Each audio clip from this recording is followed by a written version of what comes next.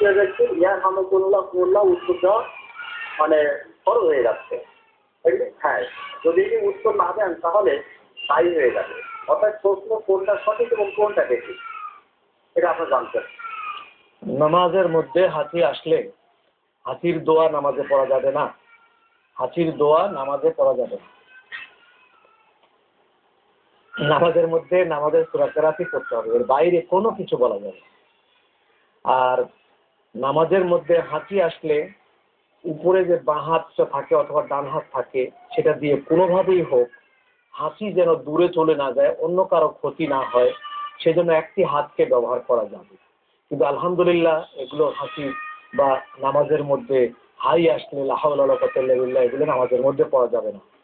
নামাজের মধ্যে হাঁচি শুনে কেউ যদি বাইরে থেকে রাহমুকাল্লাহ বলে দেয় তাতে তার নামাজ নষ্ট হবে না। যিনি নামাজ পড়ছেন তারটা নষ্ট হবে না। যিনি জবাব দিয়েছেন তার দায়ী তিনি সেটা তার ব্যাপার, তাকে তো জবাব দিতে বলে নাই নামাজি ব্যক্তি। সেই জন্য নামাজি ব্যক্তির নামাজ ঠিক থাকে।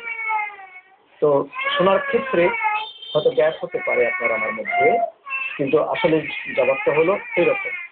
তো যেটা আমি বলছিলাম যে জান্নাতুল বাকিতে যখন আরেকটি বিষয় গম্বুজ এবং এরিয়া হেফাজতের জন্য দেওয়া আছে। এখন প্রশ্নটা হলো যে বলুন আসসালামু আলাইকুম। প্রশ্ন হলো যখন এগুলো ছিল তখন কি ইমাম আবু হানিফা রহমতুল্লাহ আলাইহ, ইমাম মালিক, ইমাম শাফি, ইমাম আহমদ ইবনে হাম্বল রাহমাহুমুল্লাহ তাআলা, তারা ইমাম বুখারী, ইমাম তিরমিজি, ইমাম নাসাই তারা কি তখন ছিলেন না? তাদের কেউ কি তখন ছিল না? বা কোনো আলেম ওলামা কি এসব দেশে ছিল না? সারা ওয়ার্ল্ডে কোনো আলেম ওলামা তখন ছিল না কি? আমার প্রশ্ন হচ্ছে এটা। তারা কি করেছেন? আজকে এটার উপরে এত আমরা খুব খেপা এটার উপরে। তারা তখন কি করেছেন? আর তারা কি কোনো অংশে আমাদের থেকে কম লেখাপড়া করেছেন? আমরা লেখাপড়া করি, দুনিয়াদারের কাজও করি, সবকিছুই করি, এবং তাদের জীবনের পায়খানা, পেশাব আর ঘুম এই তিনটা সময় ছাড়া তারা কখনো পড়ালেখা ছাড়া থাকেন নাই। আর তা নাহলে একটা মানুষ 1250-1300 কিতাব সারা জীবনে লিখতে পারে না। একটা জীবনে 1350 কিতাব লেখা, তার মানে হাঁটতে হাঁটতেও তিনি লিখেছেন মনে হচ্ছে, খাইতে খাইতেও লিখেছেন মনে হচ্ছে, তার কলম হাত থেকে পড়েনি কোনো সময়। তাহলে তারা কি লেখাপড়া কম করেছেন? আর যাদের কিতাব পড়ে আমরা আলেম হচ্ছি তারা তো সেই সময় ছিলেন উপস্থিত। আজকে যারা আমরা কথা বলছি জায়েজ না জায়েজের জন্য খুব পণ্ডিত, আমরা এই পণ্ডিত হয়েছি আমরা ওদের বই পুস্তক পড়ি, ওদের বই পুস্তকের উপরে তো আমাদের যাবার কোনো ক্ষমতা নাই। তাফসীর পেলাম কোথায়? জি আসসালামু আলাইকুম ওয়া রাহমাতুল্লাহি ওয়া বারাকাতুহু। জি বলুন। ওয়ালাইকুম সালাম ওয়া রাহমাতুল্লাহি ওয়া বারাকাতুহু।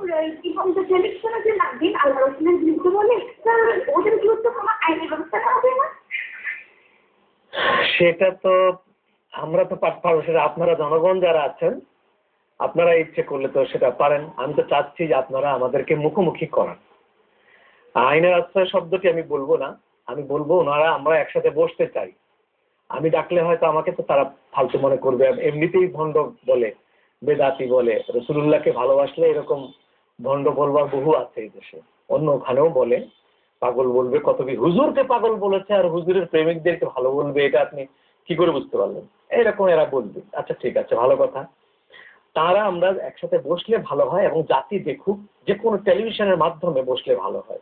গোটা জাতি দেখুক যেসব জিনিস হারাম বেদাত বলা হচ্ছে সেগুলোর অস্তিত্ব ছিল কি না, এবং কত কত সালে ছিল, কোন কোন দেশে ছিল, কোন কোন পুস্তকে আছে, একেবারে ছবি সহ সেগুলো যদি আমরা দেখতে পারি তাহলে তারা কোন গ্রাউন্ডে এগুলোকে নিষেধ করছেন। সবিরোধী বক্তব্য। একবার তারা বলছেন 8 রাকাত তারাবি, ওই লোকগুলো আবার আরেক টেলিভিশনে গিয়ে বলছেন না না 20 রাকাত তারাবি।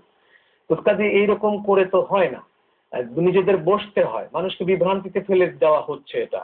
এবং সময় একটা এমনই সময় আসবে এই দেশে যে সেই সময়ে ইসলামী অনুষ্ঠান কোনো টেলিভিশনে থাকবে না। কি করে মানুষ বিশ্বাস করতে পারবে আমাদেরকে? এখন আমি তো কিতাব দেখাচ্ছি, যদি এই কিতাবগুলো ছুঁড়ে মারার মতো হয়, ফেলে দেবার মতো হয়, আমরা মেনে নেব, ফেলে দেন। যেসব কিতাব আমরা লিখি নাই, লিখেছেন সৌদি আরবের স্কলাররা লিখেছেন, তারা লিখেছেন যে এত এত সালে গম্বুজ ছিল, ছবি সহ দিয়ে দিচ্ছে। ছবি কোথায় পেয়েছেন তারা জানে, সাল সহ দিয়েছেন এখানে যে 1344। সেই জন্য আমি চাচ্ছি যে আমরা বসলে ভালো হয়। যদি এটা টাকা পয়সা, জমি জায়গা, ক্ষমতা, রাজনীতি, এগুলোর কোনো তো ধাক্কাধাক্কি না।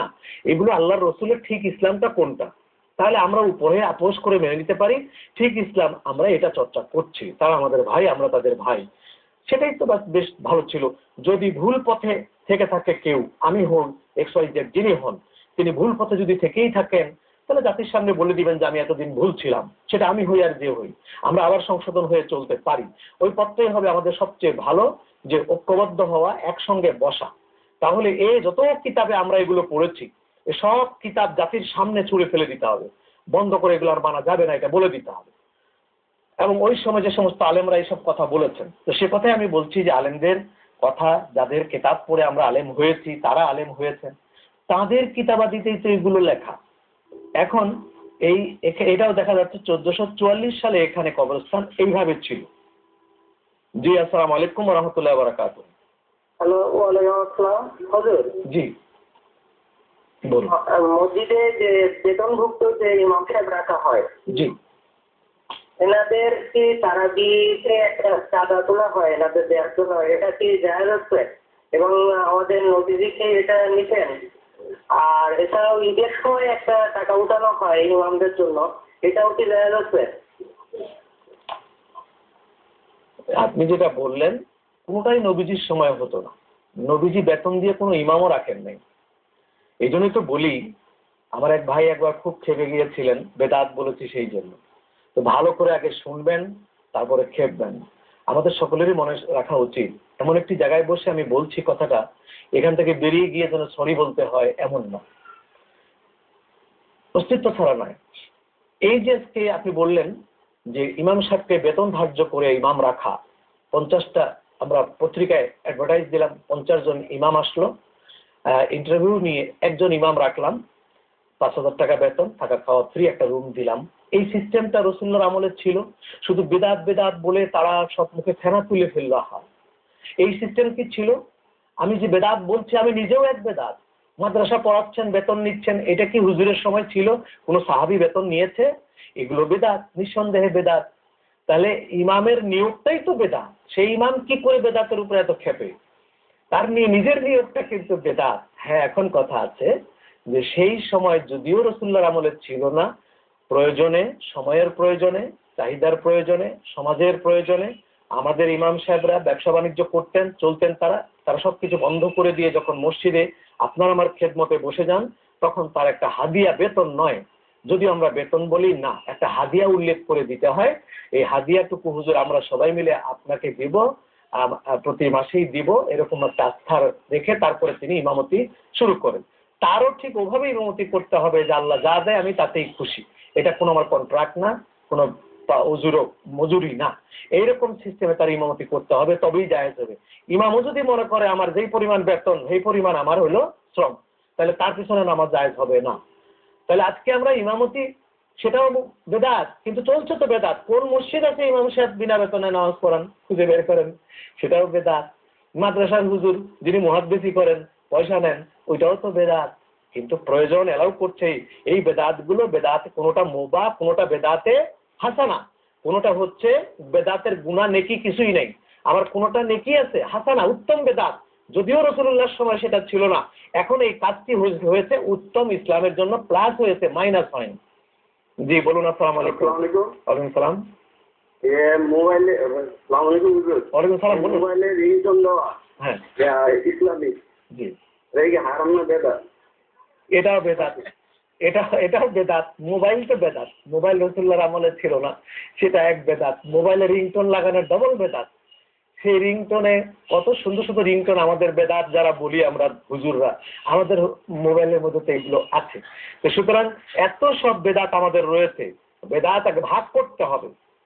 কুল্লু বিদআতিন দালালা, সব বেদাত দলালা, এটা আরেক মূর্খতা, এটা কিচ্ছু না। এইভাবে মানুষকে শেষ করা হচ্ছে। আমি একটু শক্ত ভাষাটা কেন ব্যবহার করছি, যে আমিও তো আবেগ আছে, আমিও তো মানুষ, চোখের সামনে মানুষের ধ্বংস করে দেওয়া হচ্ছে এইসব কথা বলে। তো ফেরাবার উপায়টা কি এখন? দেখুন, এই যে সব বেদাত দলাত, তাহলে ইমামতি করছেন, এটা তো বেদাত। এটা কি হারাম? এটা না জায়েজ? কি এটা? না। এখন হজে যাচ্ছেন প্লেনে, এটাও তো বেদাত।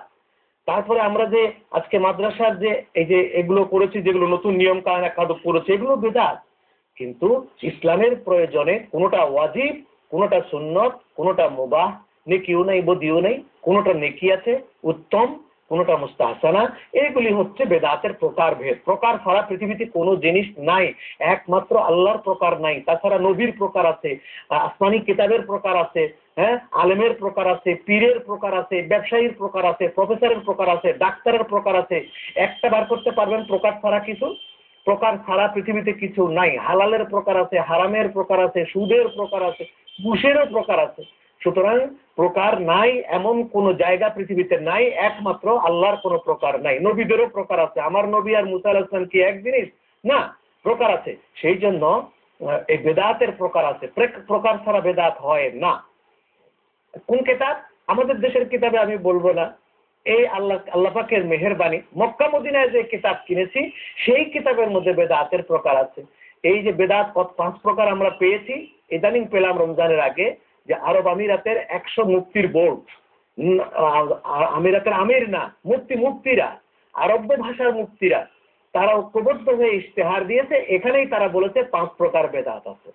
তাহলে কেতাবও উসুলে ফিকহের মধ্যেও 5 প্রকার বেদাত রয়েছে, তারাও 5 প্রকার বেদাত বলেছেন। আর আমি এখানে বসে বলে দিচ্ছি কুল্লু বেদাতিন দালাল, সব বেদাত গুমরাহি, কোনো হাসানা মাসানা নাই।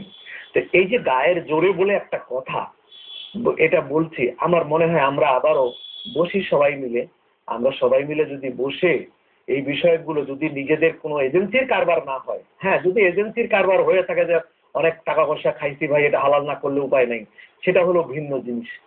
আর যদি হয়ে থাকে আল্লাহর নবীর দ্বীন উদ্দেশ্য হয়ে থাকে, আমি 100 বার মেনে নিব। যদি এগুলো অস্তিত্ব নাই থাকে, আমরা বলে দেব আমরা ভুল করেছি এতদিন, জাতি সঠিক ঠিক হয়ে যাবে, আমরাও তওবা করব। আল্লাহ আমাদেরকেও হেফাজত করবেন, তাদেরকেও হেফাজত করবেন। সেই জন্য আপনাদের দোয়াতে আপনারা আপনাদের প্রিয় অনুষ্ঠান কাফেলা দেখবেন। এবার আপনাদের ইজাজত চেয়ে শেষ করছি। আসসালামু আলাইকুম ওয়া রাহমাতুল্লাহি ওয়া বারাকাতুহু।